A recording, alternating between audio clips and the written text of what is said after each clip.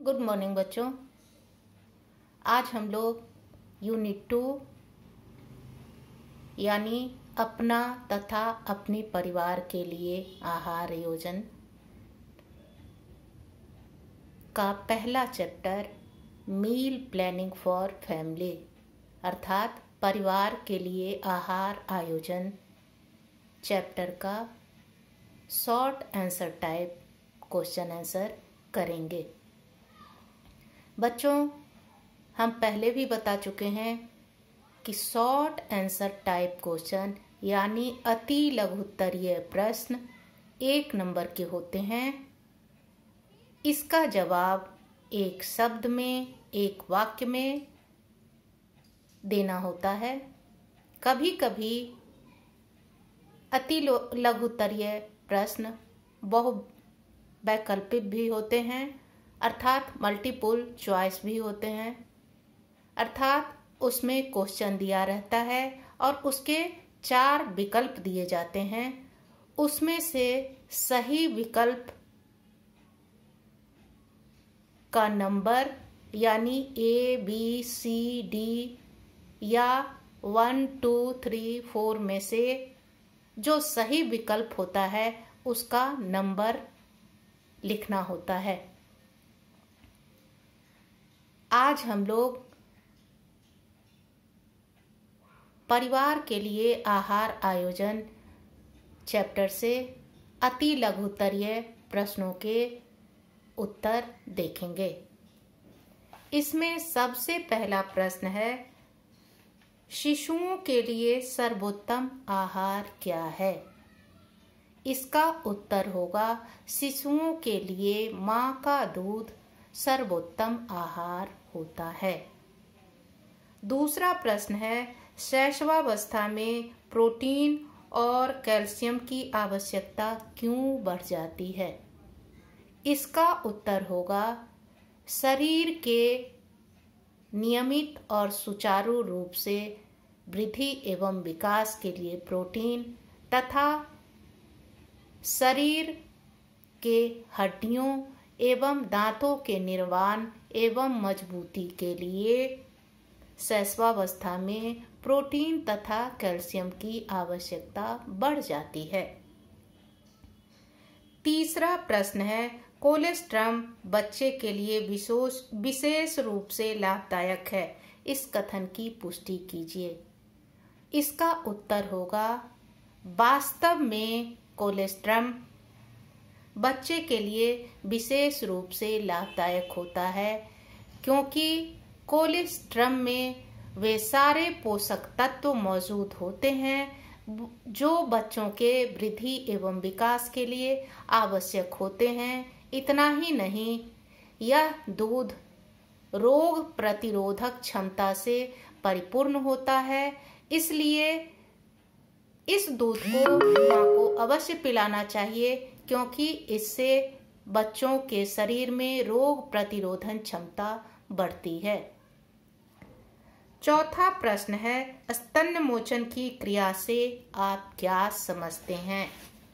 इसका उत्तर होगा शिशु के आहार में माता के अतिरिक्त अन्य खाद्य पदार्थों को शामिल करने की प्रक्रिया को स्तन मोचन यानी वीनिंग कहते हैं। पूरक आहार क्या होता है? इसका उत्तर होगा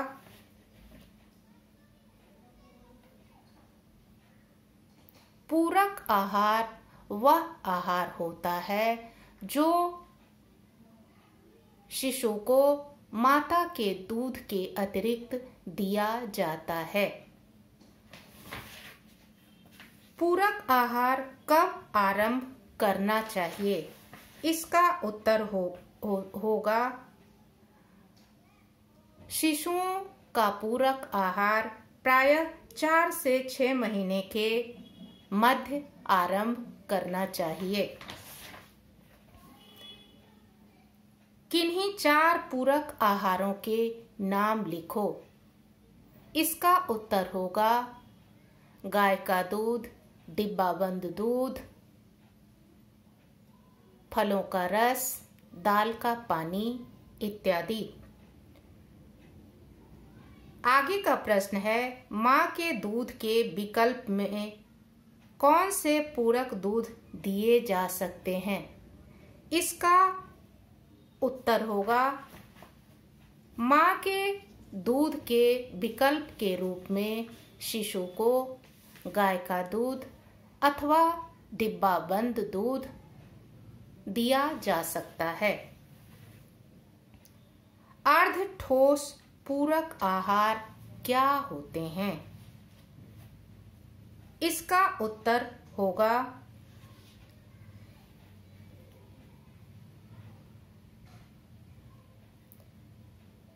वैसे आहार जो पूरी तरह ठोस ना हो और ना ही पूरी तरह तरल हो। उदाहरण के लिए, अच्छी तरह पका हुआ फल यानी पका हुआ केला, पका हुआ पपीता, अच्छी तरह उबालकर मसले हुए सब्जी, अच्छी तरह पकाया हुआ दाल चावल यानी खिचड़ी इत्यादि। इसके बाद का प्रश्न है, बच्चे को स्तनपान करवाने के 2 लाभ लिखें। इसका उत्तर होगा, बच्चे को स्तनपान कराने से 2 लाभ होते हैं जो इस प्रकार हैं। सबसे पहले, बच्चे के अंदर रोग प्रतिरोधक क्षमता बढ़ती है और स्तनपान कराने से बच्चे तथा माता के बीच में भावनात्मक संबंध बनता है। 10वां प्रश्न है, पहली बार बनी मां को 2 कारण बताइए जिससे इस कथन की पुष्टि होती है कि नवजात शिशु के लिए मां का दूध सबसे उत्तम है। इसका उत्तर होगा, पहली बार मां बनने वाली स्त्री को मां के दूध के महत्व को बतलाना होगा। जैसे उसे यह बतलाना होगा कि यदि वह अपने बच्चे को स्तनपान कराती है तो उसका बच्चा कुपोषित नहीं रहेगा। दूसरी बात, उसके बच्चे को किसी प्रकार का संक्रामक रोग भी नहीं लगेगा और उसके बच्चे के शरीर के अंदर रोग प्रतिरोधक क्षमता भी बनी रहेगी। इसके बाद आता है लघु उत्तरीय प्रश्न यानी शॉर्ट आंसर टाइप क्वेश्चन। इस प्रकार के प्रश्नों का उत्तर आपको 50 से 100 शब्दों में देना होता है। इसके लिए 2 से 3 अंक निर्धारित रहते हैं। इसमें सबसे पहला प्रश्न है, माता का दूध शिशु के लिए सर्वोत्तम होता है, स्पष्ट कीजिए। इसका उत्तर होगा, वास्तव में माता का दूध बच्चों के लिए सर्वोत्तम होता है। माता के दूध में कोलेस्ट्रम नामक द्रव्य होता है जिसे नवदुग्ध भी कहते हैं। वह दूध शिशु के स्वास्थ्य की दृष्टि से अथवा शिशु के शारीरिक वृद्धि और विकास की दृष्टि से बहुत ही महत्वपूर्ण होता है। इसलिए प्रत्येक माता को अपने शिशु को स्तनपान जरूर कराना चाहिए, क्योंकि इससे उनके शिशु का संतुलित विकास होता है। उनके शिशु के अंदर रोग प्रतिरोधक क्षमता बनी रहती है। इतना ही नहीं, स्तनपान स्वयं स्तनपान कराने वाली मां के स्वास्थ्य की दृष्टि से भी काफी महत्वपूर्ण होता है। स्तनपान कराने से माता तथा शिशु दोनों के बीच में भावनात्मक संबंध बना रहता है।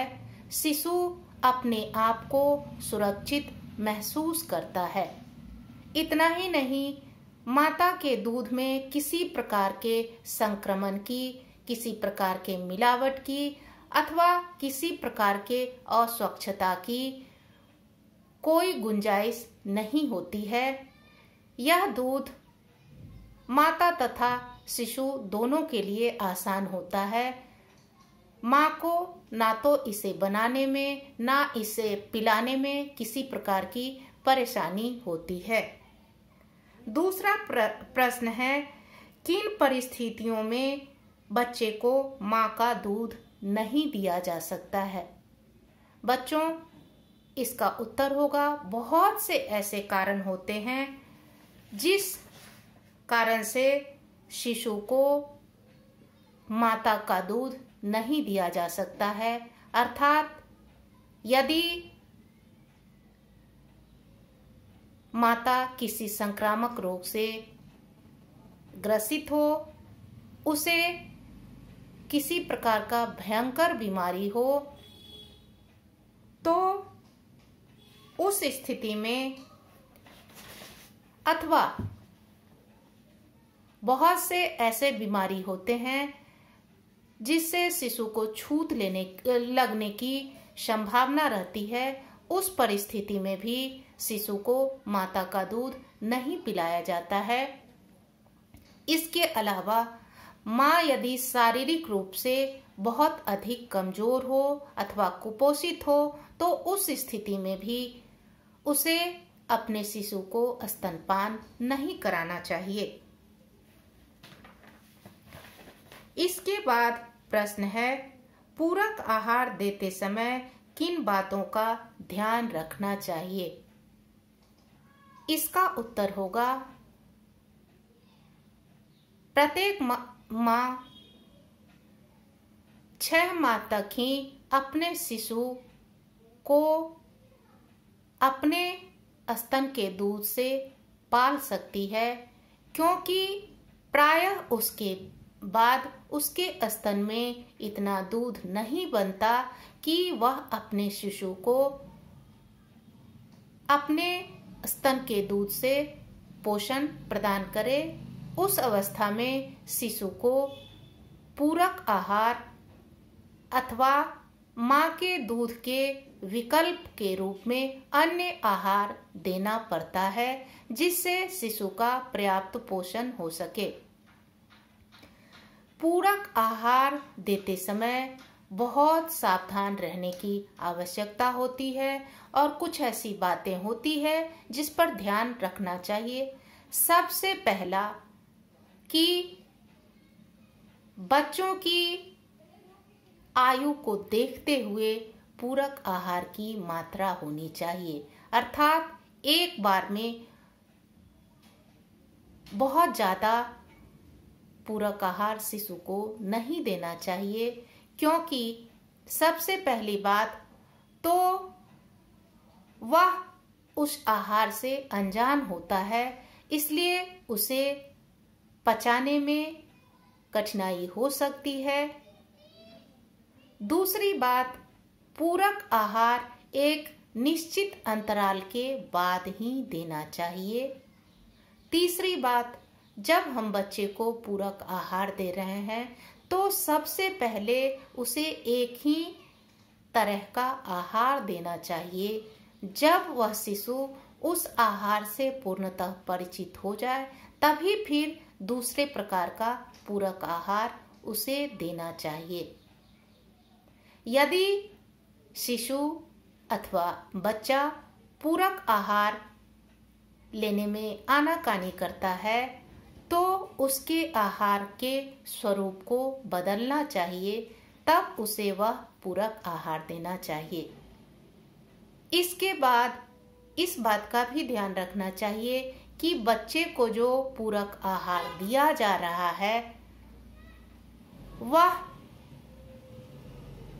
किसी प्रकार के तेल अथवा वसा से युक्त ना हो और ना ही उसमें किसी प्रकार के मिर्च मसाले का इस्तेमाल किया गया हो। इसके बाद का प्रश्न है, शैशवावस्था में किन किन पोषक तत्वों की आवश्यकता बढ़ जाती है।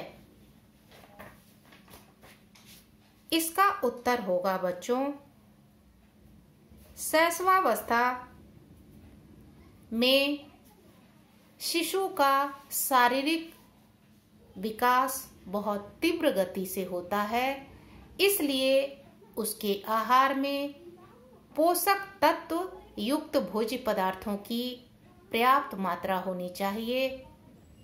उसे जो आहार दिया जा रहा है उसमें मुख्य रूप से प्रोटीन, खनिज लवण, कैल्शियम तथा विटामिन युक्त भोज्य पदार्थों को शामिल करना चाहिए, क्योंकि प्रोटीन उसके शारीरिक वृद्धि एवं विकास में सहायक होता है।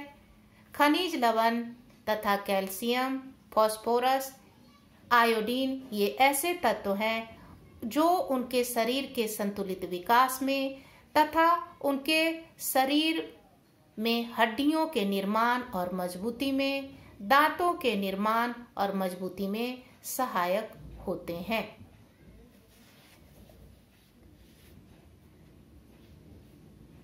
धन्यवाद।